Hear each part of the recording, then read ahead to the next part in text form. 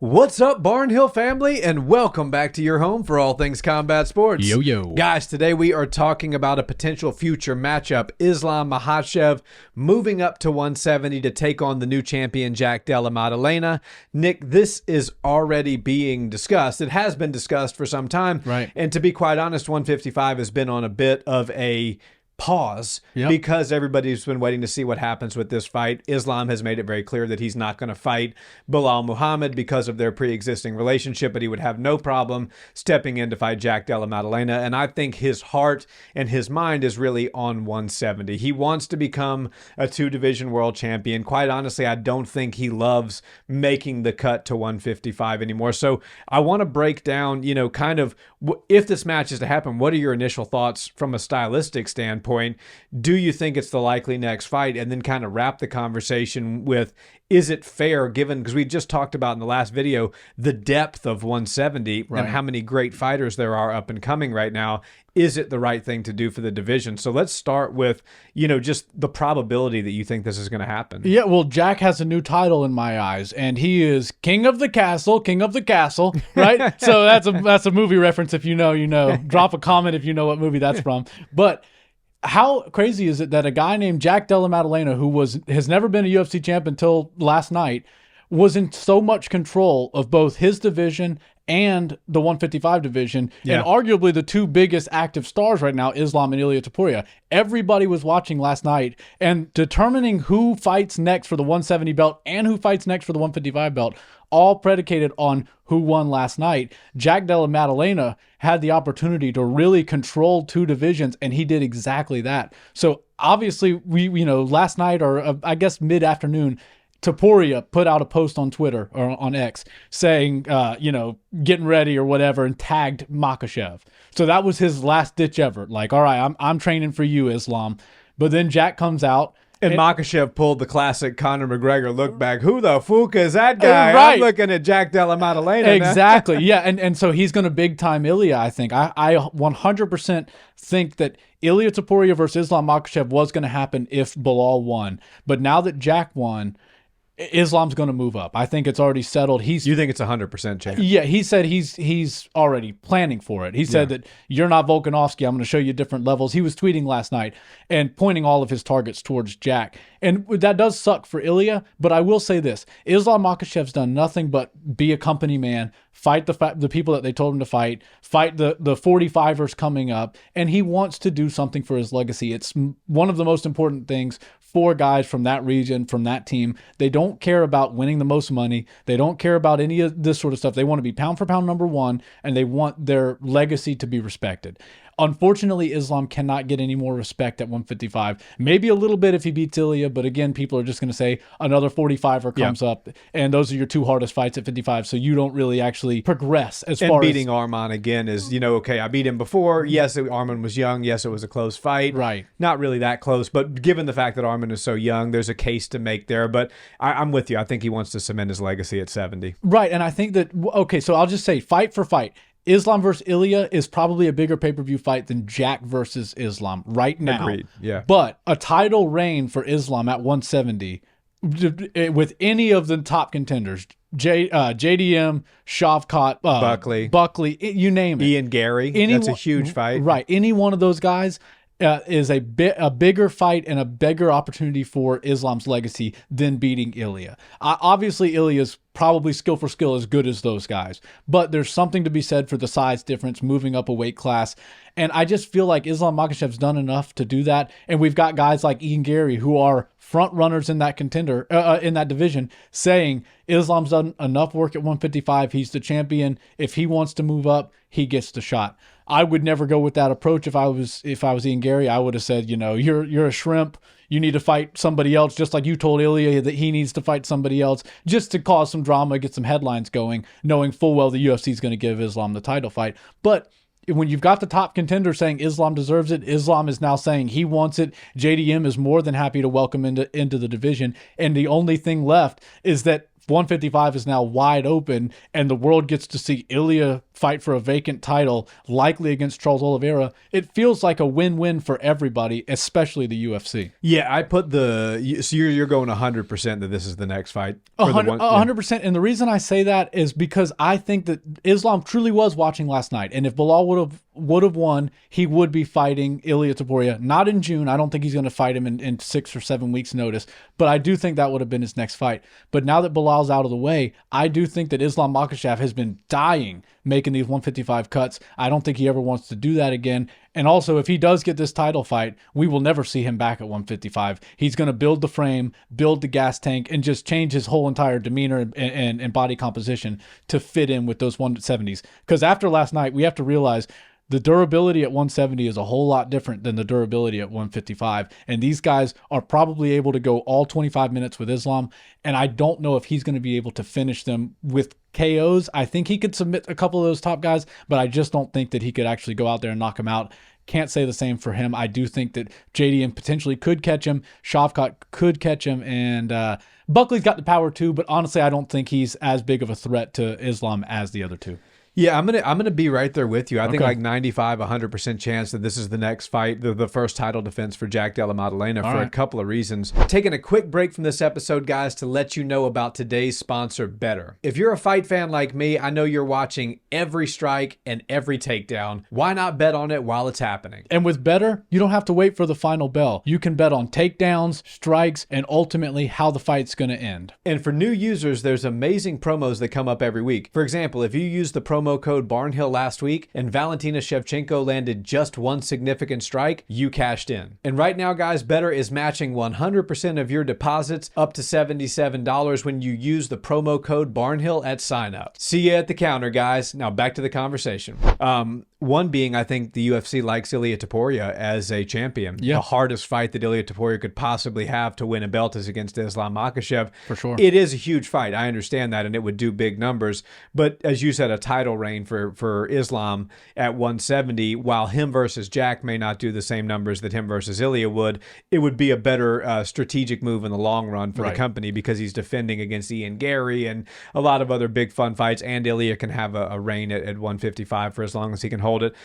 The other reason is, as you said, I think Islam is dead set on cementing legacy. Right. His legacy at 155, to me, he's one of the best 155ers ever. But if you ask people who don't typically love Islam and Team Khabib and stuff like that, they're immediately going to say half of his title defenses were against 145ers coming up, sometimes on short notice. Mm-hmm. Going up a division and fighting guys that are actually your size and bigger than you, if you can become the champion of that division, leaves no shadow of a doubt. And Islam's the kind of guy that doesn't care, as you said, about how much money he has at the end of the day.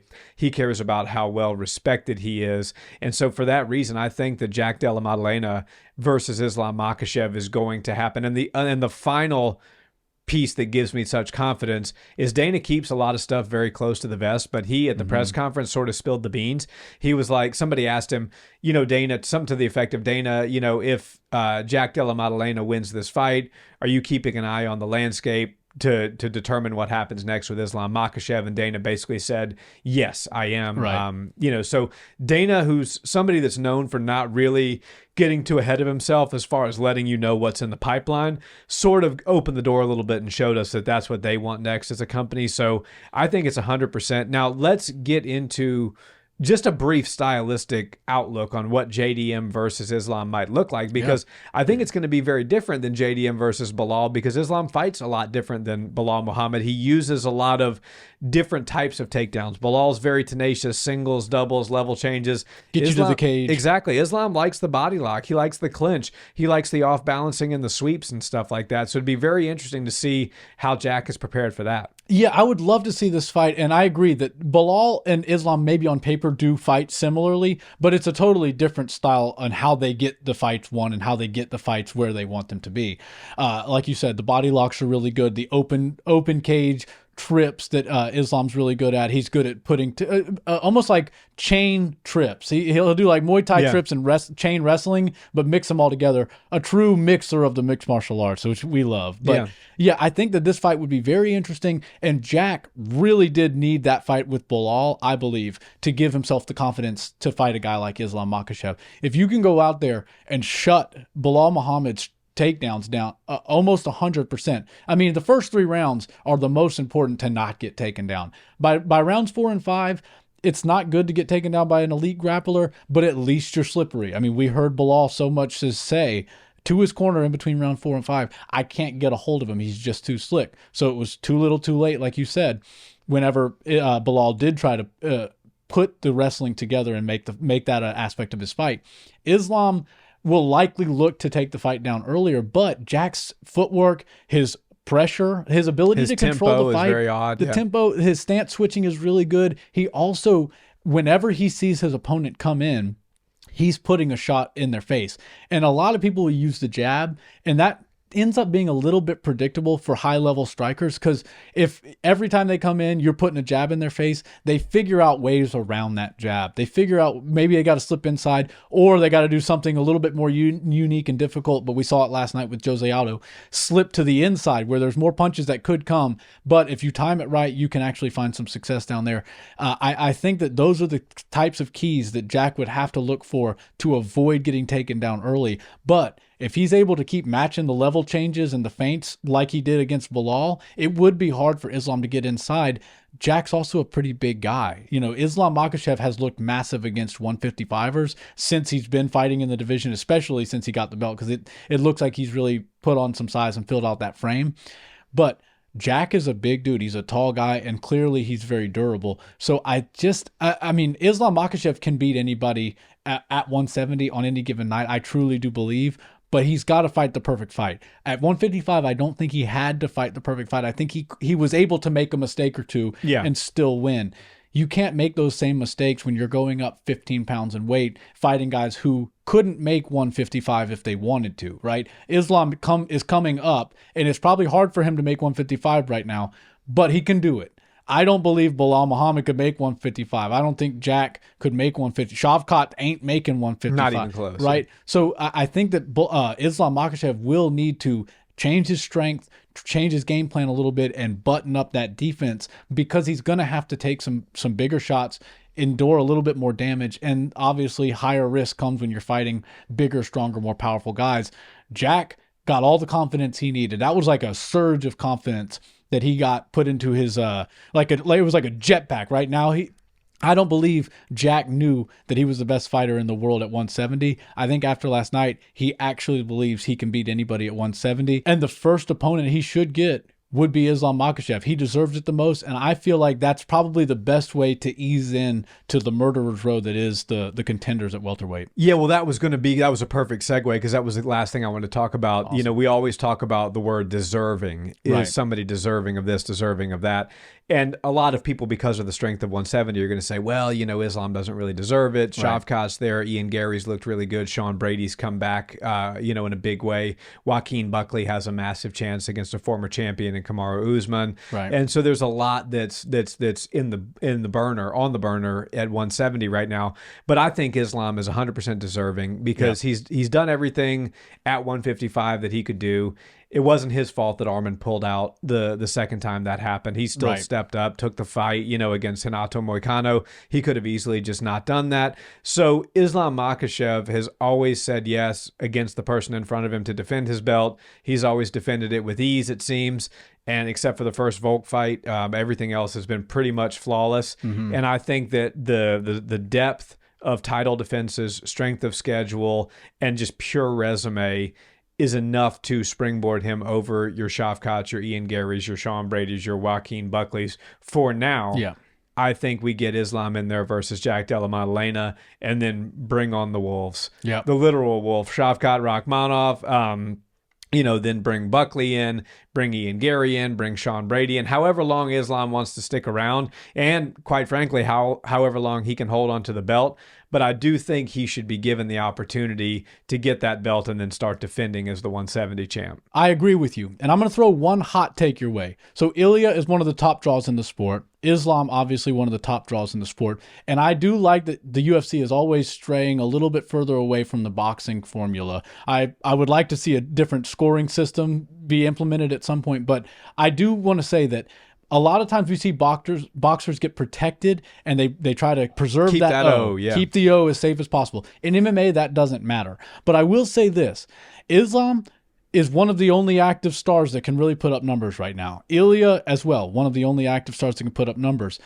Maybe it's better to keep those guys away from each other and let them run divisions. Not saying Islam can go run 170 easy, and not saying Ilia can run 155 easy, but if one of them loses right now, their stock is going to go down a little bit. We don't have that many more years left of Islam.